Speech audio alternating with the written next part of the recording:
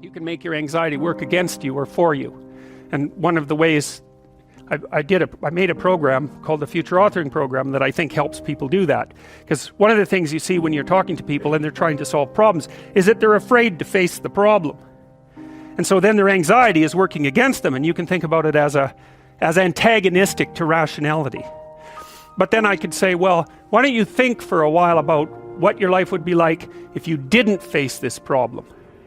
Because if you think that through, if you have a problem and you really think through what the consequences are going to be in 3 to 5 years of not facing it, then you're going to get more afraid of not facing it than facing it. And that's great, because then your anxiety, instead of standing in front of you, instead of you having a dragon that's guarding the path in front of you, you have one chasing you down the path from behind. That's a lot more useful.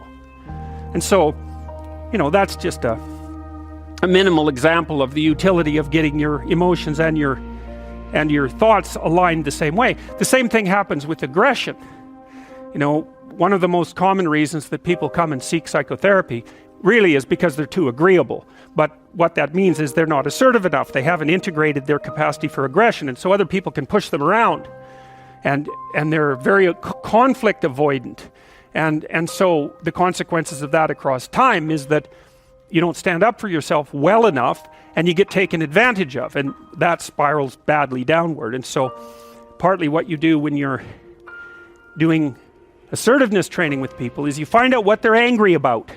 And they're usually angry if they're not assertive enough because other people are taking advantage of them, or you could say because they're not putting their own necessities forward with enough force. It's hard to distinguish between those two things.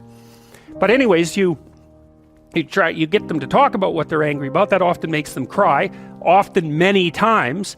And then you get them to kind of envision what they would want to have instead, which they're often afraid to do because people are afraid to think about what they want, because that makes it more clear when they're not getting it, and that's painful, right? Or maybe they're afraid of hoping, so they won't specify a clear aim.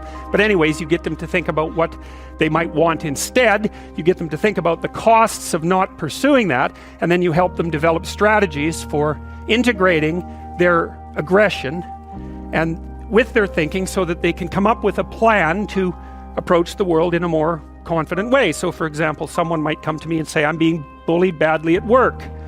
And so then I'll say, well, what are your options? Do you have to put up with it? Well, we'll figure that out, because maybe you do. Maybe you don't have options. But here's how to find out. Get your damn CV together so it's pristine, right? It's ready to go. Get over your fear of a new interview, because people are generally afraid of that. Get over your fear of applying for a new job. Start thinking about what it would mean to have a different job. Start thinking about what it would mean to have a better job even, because maybe your fear is just making you stuck here. But I can tell you one thing, if someone's picking on you at work and you don't have options, you lose. So you get the person to start building a strategy. It's like, okay, if you're going to tell this person to stop, you have to know how to make them stop. And the one thing you need for sure is an option. And if you don't have an option, then maybe we start thinking about the fact that you need some more training or something like that, because you cannot negotiate if you don't have any power. Especially if you're dealing with someone who's really out to get you or really disagreeable. If you don't have a leg to stand on, they'll just push you over, and maybe they'll jump on you too, because that's what they're like and they enjoy it anyways. So it's no joke. So you put your options behind you, and then you start to think about strategy. So I tell people, look, if you're being harassed at work, you document it every time it happens and you write it down. So you've got like 20 stories about it, and it's fully documented. And then you go confront the person at some point, but with at least 3 pieces of evidence. And you have some sense of what you tell them about what will happen if they don't stop. So you have to figure out, well, if they don't stop, what are you going to do about it? Leave? Not if you can't leave.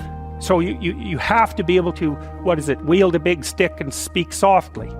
But you see, that way that's how you take your aggression, which is an absolutely necessary part of your psyche, and manifest it up into a sophisticated means of dealing with the world.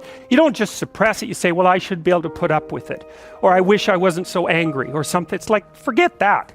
That's all that'll happen is your blood pressure will stay high and you'll die of a heart attack, because anger, for example, is a very toxic emotion. And it does cause heart damage over time. It's the only emotion that we really know that's been linked to things like cardiovascular risk.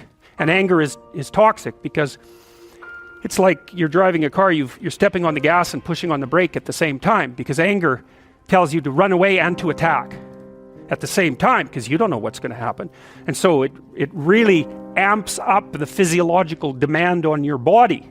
And so if you including your heart and your musculature. So if you stay like that for like 10 years, you're going to age 20 years. And that's a bad plan. So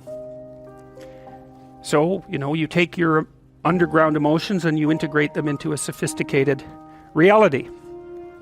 Now, Jung said, so first of all, you unite your mind, your thinking, let's say, with your emotions. So that makes one thing instead of two fighting things. Okay, that's a good one. And then the next conjunction he talked about was, it isn't enough to unite your mind and your emotions. And he thought about that as a male-female pairing symbolically. That's how it would manifest itself sometimes in dreams.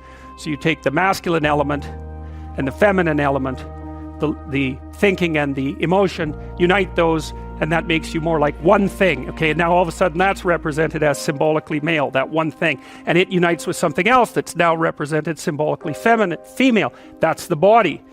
So you take the mind, emotion integration and integrate that in your body. So what does that mean? You act it out instead of just thinking. So there's this philosophical idea called now I'm going to forget what it's called. It's a contradiction in action. There's actually a technical term for it. But that's when you think and believe something, but you don't act it out. And so that means there's a dissociation in you somehow between your abstract representations and what you manifest in action. Well, that's another form of discontinuity that isn't doing you any good. The driver's going one way and the car's going the other, and you won't even be able to understand yourself if you do that.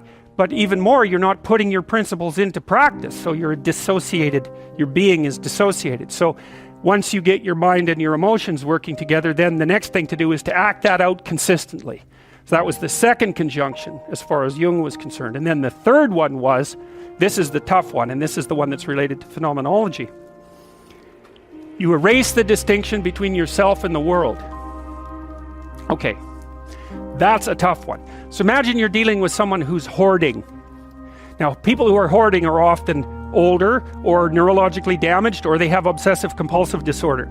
But then you walk into their house and there's like 10,000 things in their house. There's maybe 100 boxes, and you open up a box, and in the box there's some pens and some old passports and some checks and their collection of silver dollars and some hypodermic needles and some dust and a dead mouse and there's boxes and boxes and boxes like that in the house. It's absolute chaos in there. Absolute chaos, not order, chaos. And then you think, is that their house or is that their being? Is that their mind? And the answer is, there's no difference. There's no difference. So, I could say, well, if you want to organize your psyche, you could start by organizing your room. If that would be easier, because maybe you're a more concrete person and you need something concrete to do. So you go clean up under your bed and you make your bed and you organize the papers on your desk and you think, well, just exactly what are you organizing? Are you organizing the objective world, or are you objecting your field, or are you organizing your field of being, like your field of total experience? And Jung believed that, and I think there's a Buddhist doctrine that's sort of nested in there, that at the highest level of psychological integration, there's no difference between you and what you experience. Now you think, well, I can't control everything I experience, but that's no objection, because you can't control yourself anyway. So the mere fact that you can't extend control over everything you experience is no argument against the idea that you should still treat that as an extension of yourself. So you could say, well, let's say you have a long-standing feud with your brother. Well, is that a psychological problem? Is that him? Is it a problem in the objective world, or is it a problem in your field of being? And it's very useful to think that way, because you might ask, what could you do to improve yourself? Well, let's step one step backwards. The first question might be, why should you even bother improving yourself? And I think the answer to that is something like, so you don't suffer any more stupidly than you have to.